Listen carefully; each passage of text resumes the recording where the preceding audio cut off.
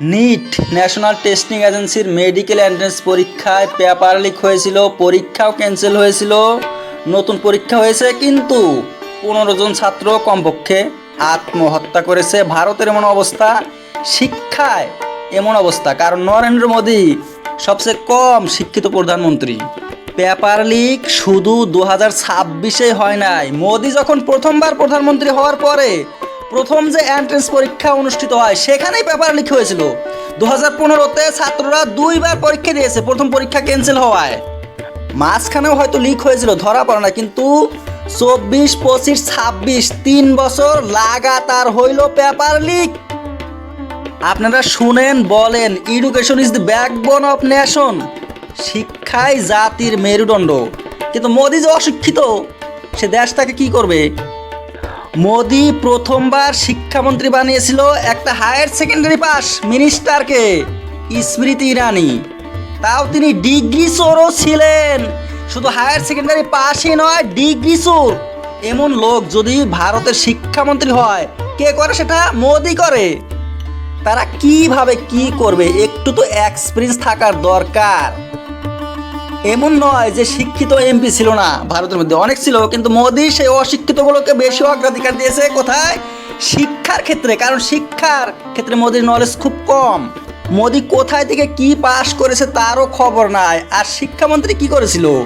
একবার এফিডেভিট করেছিল ইলেকশনের মধ্যে উনি নাকি বিএ পড়েছে, আরেকবার বলে উনি বিকম করেছে। তারপরে যখন RTI করা হইলো, ধরা পড়লো, চোর ধরা পড়েছে, তখন বলে উনি না বিএও না বিকমও না, মিথ্যা কথা বলেছে, উনি ডিগ্রি চুরি করেছে, আসলে উনি হায়ার সেকেন্ডারি পাস। আর চোরদেরকে যদি চৌকিদারির দায়িত্ব দেওয়া হয়, শিয়ালের কাছে যদি মুরগি আদি দেওয়া হয়, কতটুকু উন্নতি হবে? মোদী মন কি বাত অনুষ্ঠানে মাসে মাসে কথা বলে, টিভি চ্যানেলে, রেডিও স্টেশনে উনি কথা বলে, মন কি বাত, মনের কথা বলে। একবার একটা বিষয় নিয়ে, পরীক্ষা নিয়ে বলছিল, ছাত্রদেরকে উদ্দেশ্য করে, ছাত্ররা কিভাবে ব্যবহার করা উচিত, কিভাবে পরীক্ষা দেওয়া উচিত।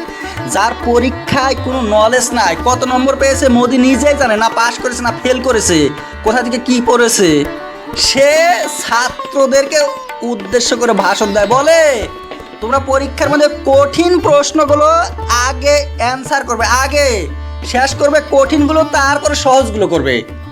কথাটা কিন্তু আচরিত।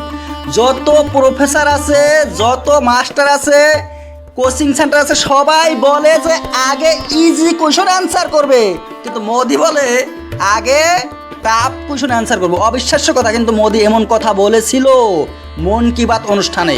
তাই তো বলবে, যেগুলো কঠিন প্রশ্ন কতগুলো ছেড়ে দিতে হয়, অ্যান্সারই বের করা যায় না, ওইগুলো প্রশ্নের পাশে যদি সময় নষ্ট করা হয়, কত কত ছাত্র পাবে 0 নম্বর, 0 নম্বর পাবে, ফেল করবে।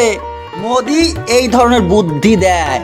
সেন্স থাকলে সে, ভারতের মধ্যে যতগুলো প্রধানমন্ত্রী ছিল সবচেয়ে কম, তার মধ্যে নরেন্দ্র মোদী শিক্ষিত, অল্প শিক্ষিত প্রধানমন্ত্রী।